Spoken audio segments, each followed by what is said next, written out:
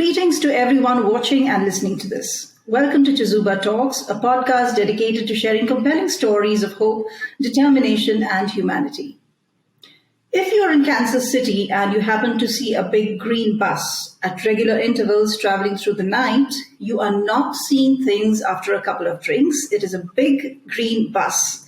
Only it's having a different kind of a party for administering vaccines and medicines that cure the homeless with their ailments.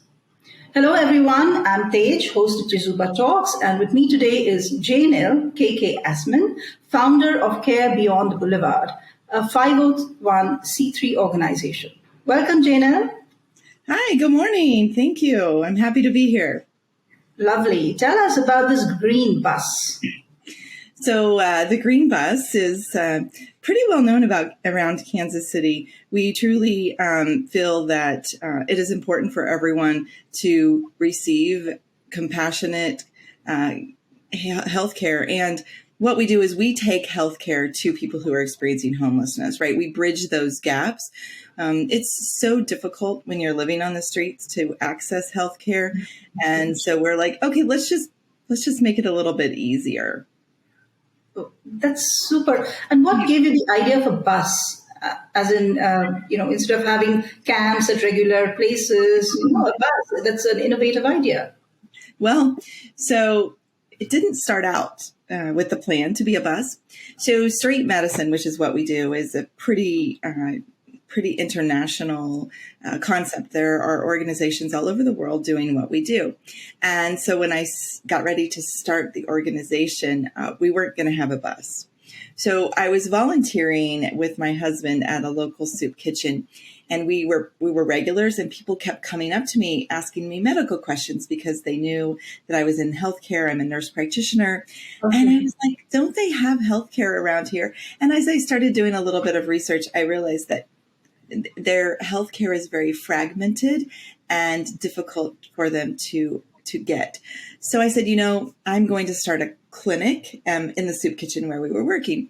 So I started doing some research, and I was like, no, I want to do more than just have a clinic in a soup kitchen. I want to go to the people, which is really the whole concept of the international street medicine world, is going to the people. And so we did that. Like, we started the organization in 2016, and it was very small. We started just at that soup kitchen. And the plan was to grow and to carry our backpacks into camps and under bridges and to go where the people were. And when we started going into the camps, we couldn't find people. And we were in their camps and no one was there. And we started talking to other people and other organizations that were out serving the homeless community in Kansas City. And they said, no, they're at the food trucks or the people who bring food by. Kansas City is very unusual in that almost every night of the week, there are organizations who are out providing food to people who are experiencing homelessness. Oh, okay. Yeah, that's very unusual. And so we started. Sorry. Is it like actual kitchens that are providing food in packages, or is it the restaurants that are doing that little bit of charity? Is that it? So it's not restaurants. My understanding is that it's illegal for restaurants to do that in the United States. But it is organizations, some of them nonprofits and some of them groups, right, that are organized but not official groups of people just bring food. Some of them have food handlers licenses, so they make sure that, they meet all of the requirements. In order to be a 501c3 and a nonprofit serving food, it's my understanding that you have to have a food handler's license and keep the food at certain temperatures. Mm-hmm. And then other of those groups are groups of people who have made food and brought it to serve. So some of it is very, very organized. Some of it is unorganized. Yeah, but I don't want to make it sound like it's like a mess, because it's really not. It's a great thing, right? I guess not an official organization. So, and we were going to where these groups were serving people who are experiencing homelessness, and we were seeing a lot of people And when we first started the organization, people told me, they're like, you need a van, you need a bus. I'm like, no, we just need backpacks. But because of the unique landscape of the people experiencing homelessness in Kansas City and the organizations that are out serving them, we discovered that the bus would be a better option for us because we were seeing so many people in one area. We are still going to the people and we're still out on the streets, and we may go to under bridges and things like that, but there's just large numbers of people. And so our backpacks weren't enough to carry the supplies that we needed for all of the people we were seeing. So we went in search of a bus, and lime green was already our color. So when we first started the organization, we're like, we got to get shirts so that when we're going into camps, people recognize us. Identify. Yeah, right. Like a way to identify us. I really didn't know that the lime green was going to be such a piece of who we are, and I love it. I'm not complaining. It is a beautiful color. See, I'm wearing it. I know you are. I noticed that actually. I noticed that it is a beautiful color, and the thing is that it's really good for our patients because now, so we've been around for 6.5 years, and now like we'll have people that will say, okay, who takes care of your health? Like if maybe they go to the emergency room. Oh, the big green bus, right? It's not a yellow school bus. It's not a white bus. It's the big green bus. And people really identify with our colors. We also have a little van that goes to some of our other clinics, our stationary clinics, and it's also lime green, of course. But people see that and they recognize that, and they recognize what we're doing. The people who we're taking care of recognize us. I recently went into an encampment with a couple people during the day, and I didn't have the bus, I didn't have the van. And someone was like, wait, who are you? And I'm like, I'm KK from the bus, the big green bus. And they're like, oh, okay, come on back, because they identify that with that trust relationship. Yeah, yeah. Super. I can see that, that is giving you so much joy and happiness, that entire process. You being a healthcare professional, you have access to perhaps resources, perhaps, the connects where you get medicines or all these things. Do you also need to have a license in place where you are able to access these medicines or supplies? Yeah. So a little bit about how we roll. Like all of our clinics and all of our mobile clinics have a fully licensed provider. So there's a physician or a nurse practitioner at every clinic. That way people can be seen and evaluated and treated. At the point of care, one of the barriers is they may go to a clinic or a hospital and they get a prescription and then they can't afford the prescription. And so they have to try to come up with the money. So we really try to break those barriers. But we partner with international relief organizations in order to get our medications. Now, there are some limitations to that. So we partner with Direct Relief International, Heart to Heart International, which is also based here in Kansas City, and an amazing nonprofit that goes all over the world. But they have medications and supplies. And so those two organizations we can get medications for free. We also have a partnership in Kansas. We have something called Kansas Unused Med Repository, and get medications from there. We have a pharmacy license. We don't prescribe, we don't dispense, but we can give samples of medications with these partnerships. We do have to purchase medications at times because we really are at the mercy of what those organizations get from their donors, right? Like right. We may get a big donation of insulin and they may not, So for some of those basic, really life-saving medications that we carry, we do end up purchasing quite a bit of medications so that we can continue to provide services like flu vaccines. We provide flu vaccines. Mm-hmm. We purchase those every year. Right. That's amazing. Two questions related to what you just told us. One is the medical professionals that you get, are they on a voluntary basis? And two, you must be having a variety of ailments, right? It's not just simple cold and cough and flu and the simple ordinary ailments. So do you also recommend more serious patients to hospitals, or is there some kind of way that they can get treatment beyond the initial treatment? Yes. So all of our providers are volunteers. So we have about 40 clinics a month, every month, and that includes just strictly vaccine clinics as well. We have a few vaccine only clinics that we do flu and COVID vaccines, but we have 5 full-time employees. And I'm the only employee that is a medical provider. We have one nurse who's an employee who is, she's our vaccination coordinator. She works with all that. But so all of our other like people that run the clinics are volunteers. We have over 250 volunteers because Wow. yeah, right. It's crazy. When you have 40 clinics a month, it takes a lot. Our Monday night clinics will check in between 40 and 80 patients. It takes about 20 volunteers to make that run.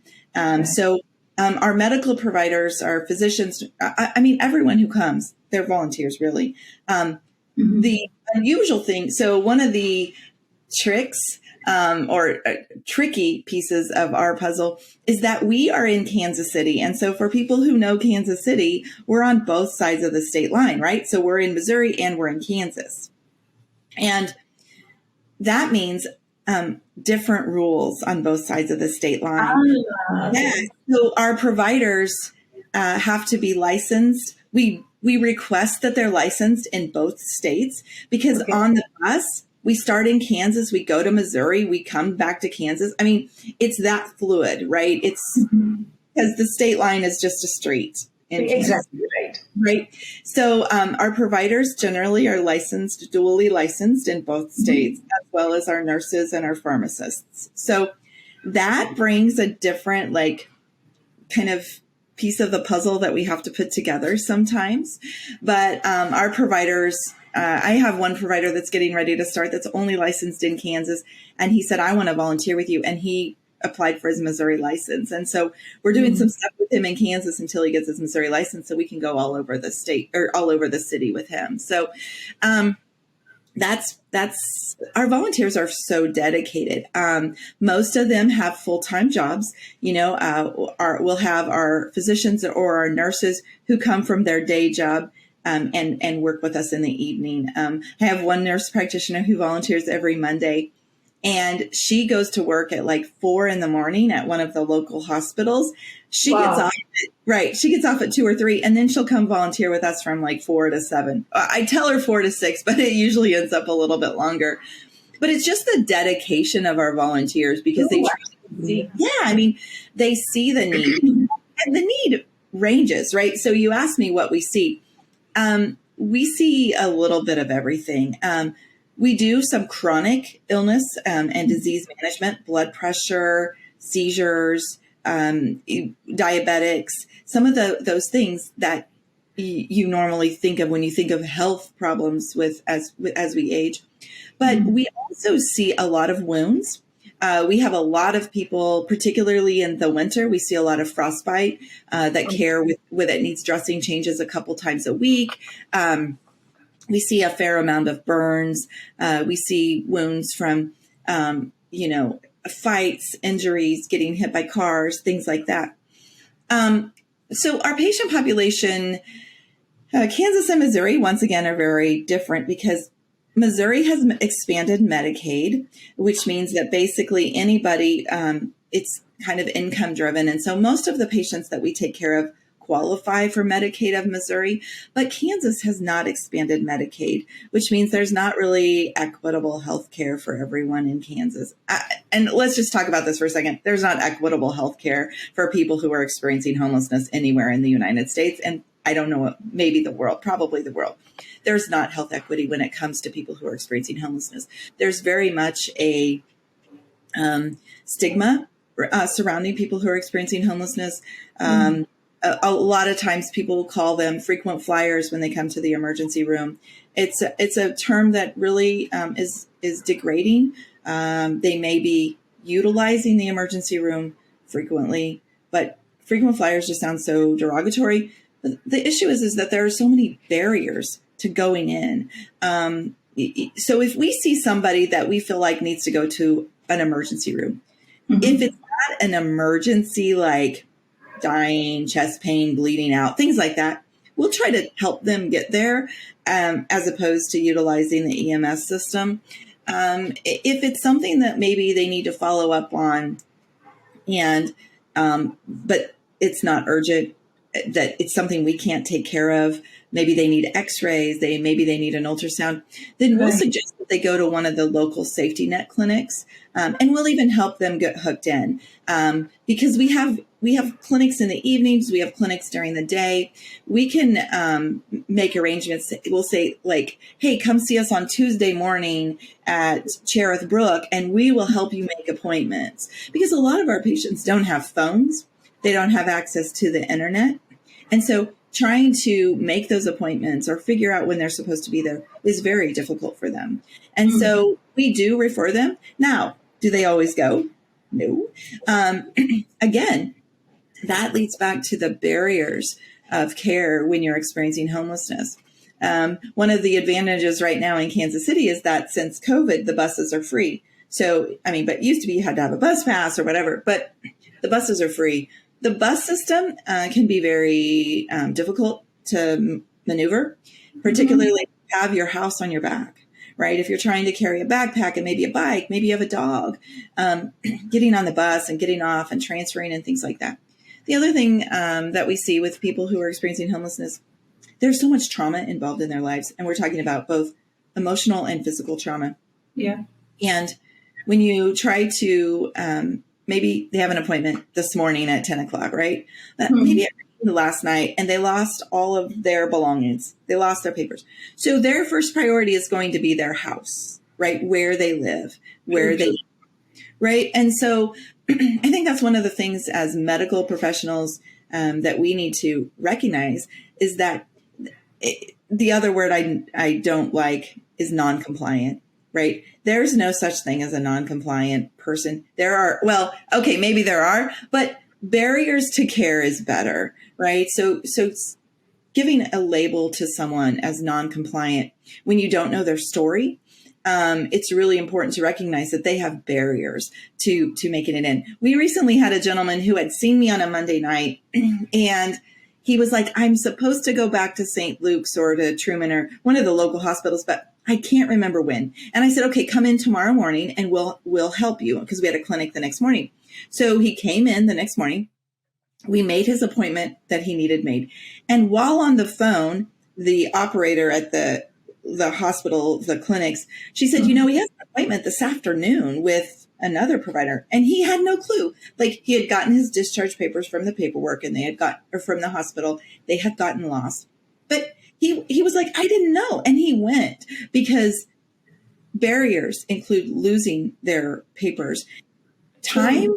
Yeah. And time is very difficult. Like you and I. What time it is. I mean, in the sense, time just is very fluid. Right. I mean, if you don't have a watch and, sometimes people have government phones, but they get lost and stolen. You don't have any way to know what day or time it is. So they lose those. So we try to help bridge that also, so that if they are being seen at one of the local clinics or have an appointment with a provider at a hospital, we try to help them make those appointments. We put notes in our EHR, hey, this person has an appointment on this date at this time. If you see them, remind them. We really recognize them as humans and try to help bridge those barriers for them. That is so sweet. I'm sure these people are extremely grateful to all that you are doing and all the volunteers. Do your volunteers also develop a sort of an attachment to some patients? Oh, sure. I mean, I think the thing that we know in doing this is that everybody has a story. And when you get to know people, one of the things that I think that we get when we go into the camps and out with people is that we are on their terms, and we are then making ourselves a little vulnerable to them, which is good because that gives them a level of trust in them that is oftentimes not there for people who are experiencing homelessness with the general public and with the medical public as well, or medical professionals as well. So what we do is we say, hey, we're on your turf. We don't wear our white coats and name tags and, we're very professional, but we're also on their turf, which is very important. They trust us. They're like, you're going to come out here. And so we do have patients who we get very close to as far as like, we know their story and we really, believe in them and them trying to get to wherever it is they want to be. One of the things that we recognize is that people, for the most part, people don't want to be sleeping outside. All right. So people say, oh, they want to be homeless. That's not true. They may make choices that lead them there, but it becomes a vicious cycle. And so sometimes our providers, our volunteers will be like, oh, they just need this a little boost, or, I mean, it does happen. But most of our volunteers are very, professional. And while they, we're the ones who give them a hug, right? Nobody wants to touch someone who's sleeping out. Why not? Right? Like, why not? So we're not afraid. I'm not afraid to walk up and give somebody a hug and they'll be like, oh, I looked here. I don't care. It doesn't matter to me because you're a beautiful person and I believe in who you are. And so our volunteers there are some of them, they're like, oh, what happened to this person? Or I haven't seen them for a while. But we don't, we do try to recognize, the need for safety, and we don't give out outside of, like, we don't give money and things like that. We don't do any of those types of things because there are other people around who may not recognize who we are or what we're doing. So, yeah, I mean, it can be hard, particularly in the winter when you go home at night and it's really cold and you're in your warm bed. There are some feelings of guilt, and sometimes it's difficult to sleep when it's like raining or if we're in a snowstorm, knowing that you have people that you truly care about. Like we care about the people that we take care of, and knowing that they're suffering can be a little bit challenging. But what seems to happen with that is that every time we get in a place when we're like, oh, I just don't know, something happens. Like maybe someone will say, you know what, I had this and this happen, and if you guys wouldn't have come along tonight, I think I would have died. And we've had patients who probably would have died had we not been out there. We've also had lots and lots of patients die since we've done what we've done. And some of those deaths hit us harder than others. People who are living on the streets die an average of 20 years earlier than people who are housed of the same things. And so that can get a little bit hard. And so we recognize that in our volunteers. Yeah. I know it's a sad state. What do you do? But you're doing the best that you can. Jaynell, tell me, do you have a routine bus? Do you have a schedule for the bus? And do these patients get to know that this is the time the bus is going to be here at this time? There's a Google Calendar? So there is a Google Calendar. We have a website, and on our website, we keep our calendar up to date. So like our Google Calendar flows into our website. We also have, we're pretty active on Facebook, and we have, we post every Monday. We post our schedule on our Facebook page. Our patients are able to find us through that. The other organizations that are out on the streets and that are serving people who are experiencing homelessness, they have a tendency to share those calendars with the people that we're serving. And then we have a phone number. People will call us and they'll say, hey, I need to see you. Where can I see you tonight?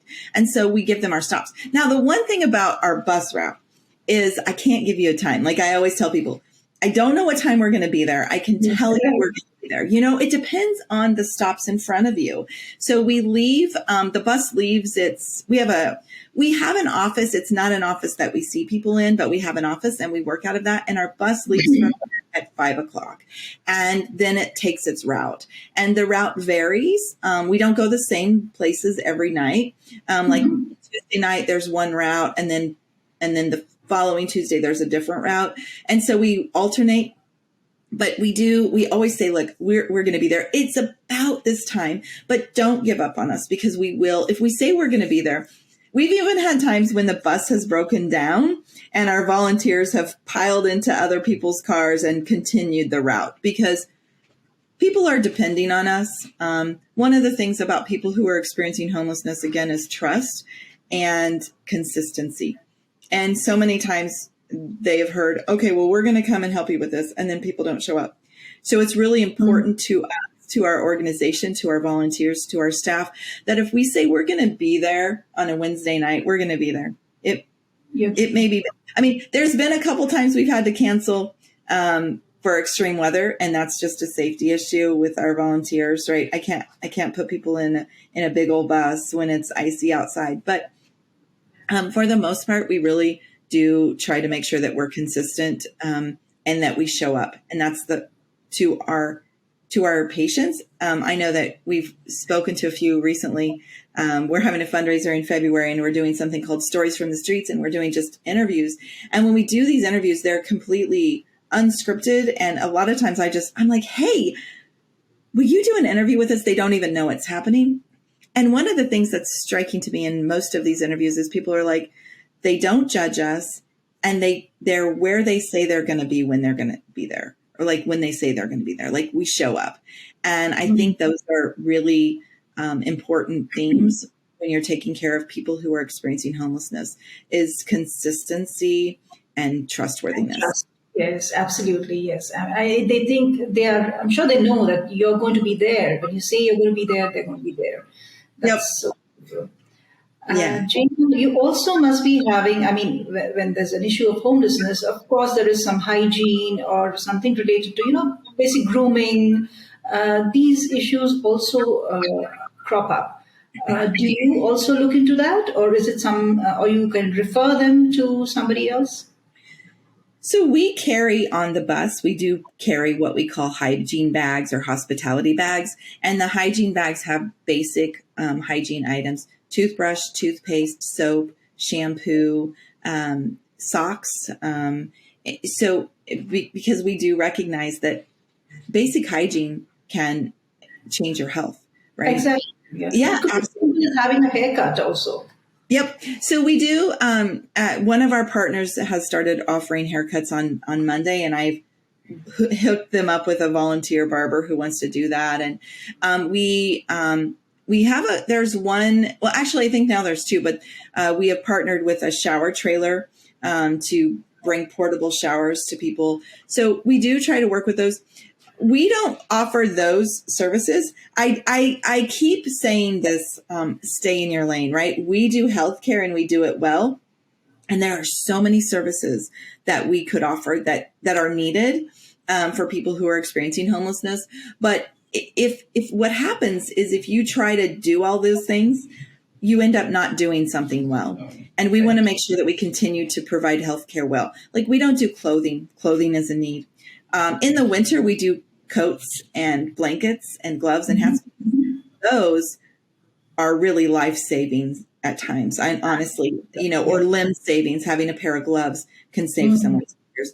So, but we do offer those basic hygiene products. We also refer them. There are several places in the metro where people can go and get showers on certain days. And so we refer them to those areas. We offer we are a Bomba sock partner, so we offer brand new socks to people, particularly if they've got foot issues. It's really nice having that option. Sometimes when you get people, feet problems are very common in those who are experiencing homelessness. And sometimes it's, you're like, you need to change your socks every day. And so being able to give them, a couple of extra pair of socks to be able to change them every day can really help them in that healing process. Lovely. And I think through this podcast, whoever's listening or hearing, watching us right now, any kind of help that you would, solicit, anything that you require most and is always in demand. let's take a break to understand what CHEZUBA is. Everyone at some point ponders on how this beautiful life can be made more meaningful. Maybe you're a leader trying to enhance your employees' experience at your organization.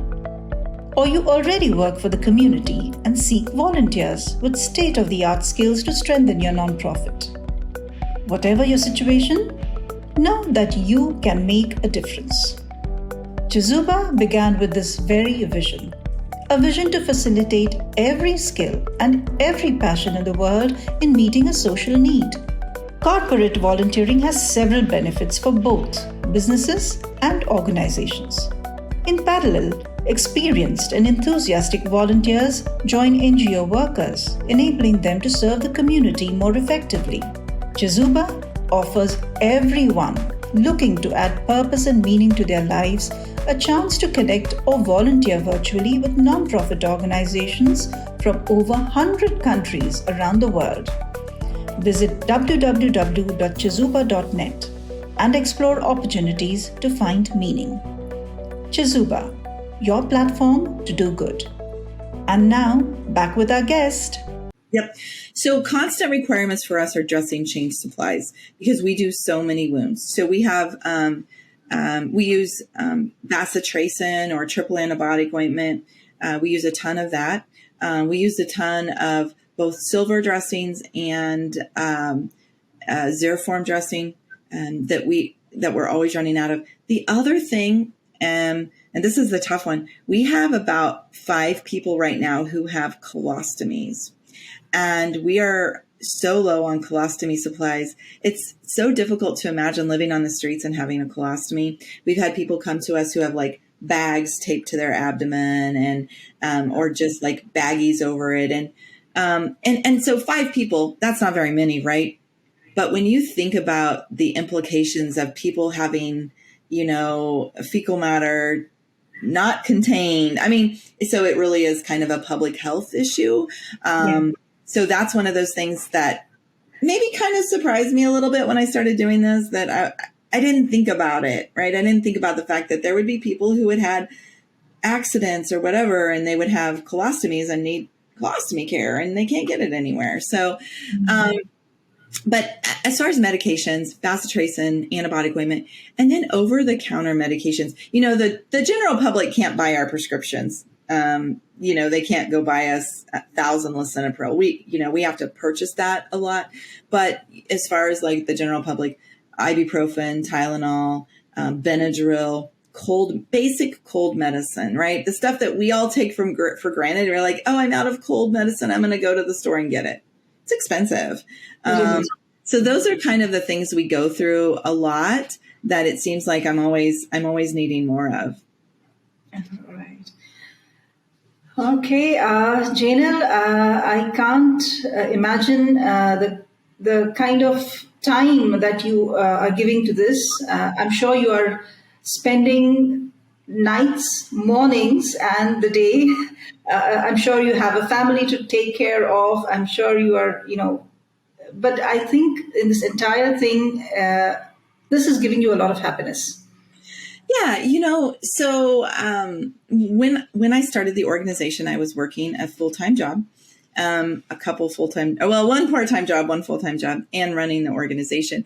I was fortunate enough in last year, about a year and a half ago, the organization was given a donation that allowed me to quit my full-time job and focus on the services that we provide. And since that time, we've grown. We are reaching more people. We've had to hire a couple more employees. But doing what I do, oftentimes people are like, why do you do what you do? And I don't know, because I can is my answer. I feel that everyone deserves healthcare, and I feel that everyone deserves compassionate healthcare. And I feel like that the people around us, the volunteers, do that. I mean, our volunteers are amazing, the most amazing individuals. And they actually make me a better person because you can see their drive and their desire to continue to do what we do. And I think that that's one of the things. It's our team, it's a team, and no one has, when you get on that bus, we're all part of a team, and we all play a very important role in the work that we do. And there's a huge amount of respect amongst those team members. And we know that we're going out to do the same thing, whether it's, the person who's driving the bus, or the physician, or the pharmacist, or the nurse, or the people handing out the hospitality items in the back. We all play a super important role in what we're doing, and we all respect each other's role. And I think that to me, seeing the pride and the joy that our people get from giving back, it really makes me know that I'm in the right place, right? Like it does. It's this isn't for everybody. I've had people come out with me and they're like, I can't do that. I don't know how you do it. And it's not because the medicine part of it is hard. The social part of it is hard. It's really hard to see suffering. Many of us have been on international mission trips, and they're very difficult. But I say, you have that in your backyard. Like, it is in the backyard of every person in the United States. And, I also feel like mission trips are important, and I partner with people who are a big part of my team. Just went to where I can't remember where they went. Oh my goodness. But they just went in September. Like 5 of my team went over there. And because it's important for them to give back. But it's, for some people, it's like, I can't afford to go on a mission trip for 2 weeks, but you can give 1 day a month or 2 days a month and volunteer right here and do exactly what is being done in other parts of the world. Right. It's needed everywhere. But this is just my way to do it consistently, because it does. It makes me happy to know that we're able to bring services to people who deserve it and have lack of access to it. Yeah, very true. Charity starts at home, and whatever happens in your immediate circle, in your immediate surroundings, and if you're able to make a change there, I think nothing like it. Jaynell, thank you so much for sharing the story of the Big Green Bus. Thank you for talking to us about how you help people who are homeless with medical aid and support. I look forward to connecting with you. Yes, and a big warm hug to your entire team. Tell them they're doing a wonderful job, and we are very, very happy to feature you on our podcast. Thank you. We appreciate it. Thanks so much. And thanks for the work you guys are doing in raising awareness of nonprofits around the world. It's awesome. We love doing that. Thank you. With that, we say goodbye to Jaynell, and see you again on the next episode with another change maker who is making a difference to the community.